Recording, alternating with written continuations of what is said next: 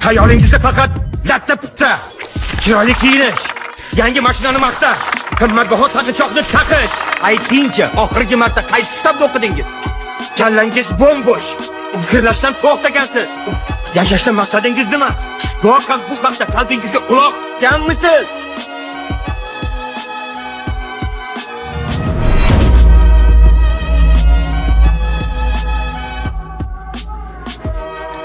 Ba'zan hayot bizdan savol so'ramaydi.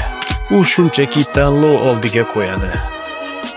Oddiy kunlar, ammo ichida aytilmagan orzular, yurakda esa jim turgan savollar mujassam. Bu kuchli bo'lish haqida hikoya. Qo'rquv bilan yuzlashish, yo'qotishlarni qabul qilish va o'zingni qayta topish haqida hikoya. Kitob o'qib beruvchi, yurakka yaqin, hayotga o'xshash, seni o'ylashga majbur qiladigan asardir. Bu shunchaki hikoya emas, bu sening ichingdagi ovoz. O'qi, his qil, o'zgargin. Ba'zan eng muhim qaror ortga qaytmaslikdir.